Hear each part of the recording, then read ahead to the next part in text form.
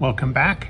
We're going to talk about our March paper mache project, which will be to make baubles. So they're just little decorations. I know it's in March, it's not seasonal to think of tree decorations, but that's what these could be. Or something I like to do, these kind of emoji faces, and I like to have it sort of Janus-like with a different side. Okay, and of course these make me laugh, of course. And so we're going to go ahead and make those.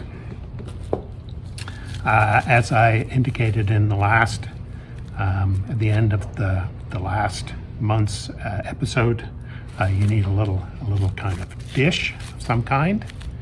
This is ceramic, so there's no way that it will be,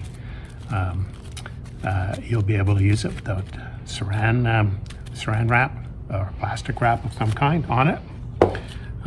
Since then, I went to a Japanese store in Metrotown Mall, which is a local mall here in Vancouver.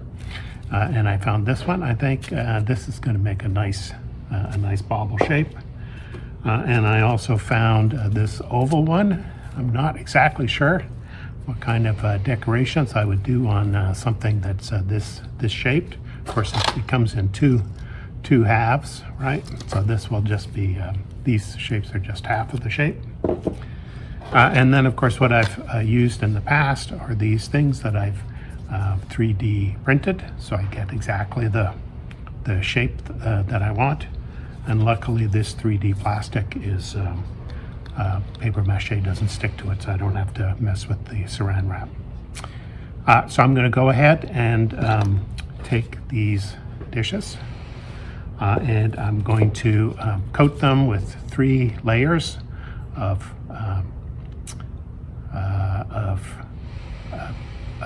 paper with paper mache paste, and I'm going to do it so that they spill over the top a little bit, and then afterwards when they're dried I'll cut it down to size. Okay, let's do that. Okay, here's our friends coated with 3 layers of paper. We'll let these dry and make their mates tomorrow, and let those dry. But like a TV chef, I have some ones finished from the other day, and so I'll show you what to do next. Working on the outside, we're going to use this is a pottery pin tool, but you can use your compass from the previous February project from your school geometry set.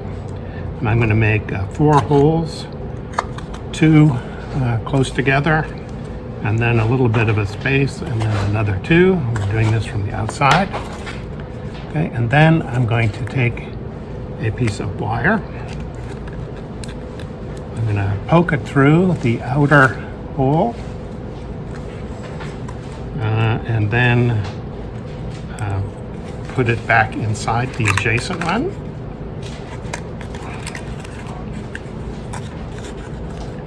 Okay, and then I'll fold it over so that it will be held in place. Okay, so I got something going like this. And then I'm going to leave a bit of a loop, and I'll do the thing in reverse on the other side.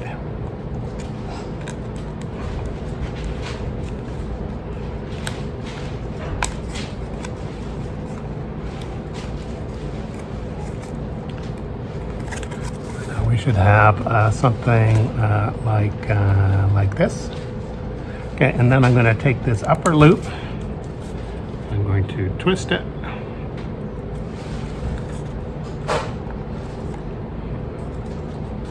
And that will be the attachment point for the bauble, and then any string or wire that we use to hang it up will be put through there. So now comes the stage where I put the two halves together. Because it's paper mache and things warp a little bit, this is a little bit tricky to get them to fit together. But remember, we're going to coat everything with paper, and so any flaws get hidden. But if you put these little kind of tabs in, this is cereal box cardboard that I've attached in these little tabs on the other side with my glue gun. Okay. That just helps things fit together a little bit better. Okay, I've got something like this. I'm going to have pieces of masking tape cut in half, so they're a little bit thinner. Remember, we're using masking tape, not regular kind of Scotch tape, because paper mache does not stick to masking or to Scotch tape, but it does to masking tape.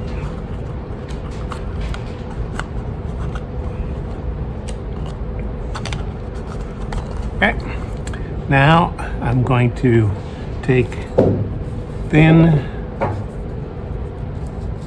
strips of paper, and then I'm going to paper mache all the way around. Again, it's going to cover up any kind of issues that we have. Yeah, I see that there is something that's a major misfit. I'll just cut that a little bit. Okay, and so here I go.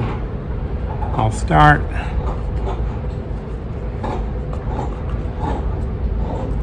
paper maching around the edges with these strips of paper. And of course, at some point, I'm going to speed up the video because you know I'm entertaining, but I'll run out of interesting things to say at some point. Okay, now we'll just go around.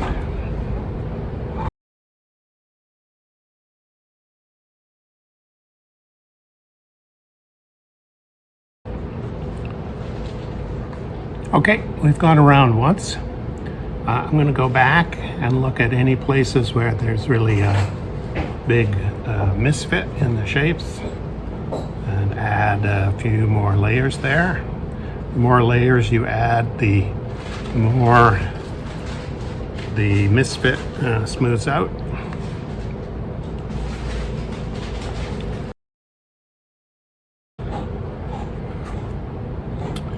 Okay, now the edge is looking pretty good, and we'll just put a layer of bigger pieces on the faces. So that it's ready for decoration.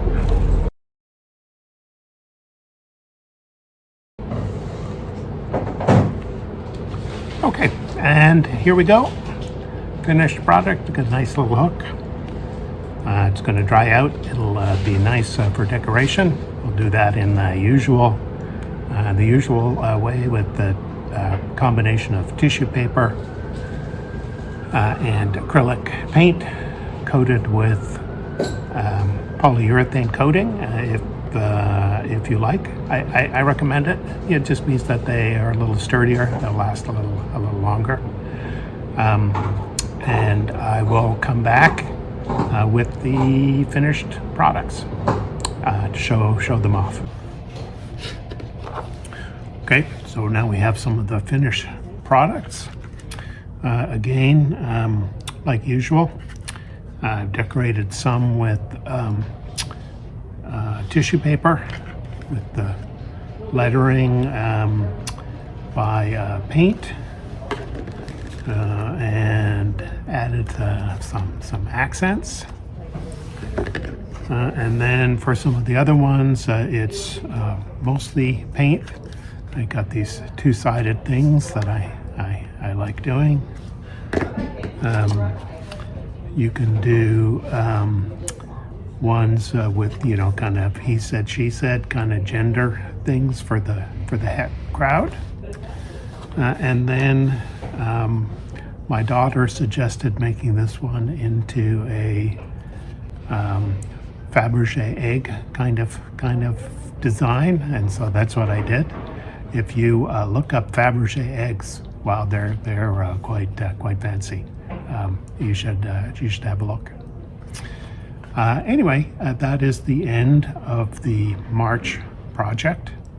I'll put up the bonus episode soon, and you can look forward to April, when we'll go back to bowl making. This time we'll make a fruit bowl with some holes in the bowl to let air breathe around the fruit and keep it fresh longer. Okay, look forward to seeing you next month.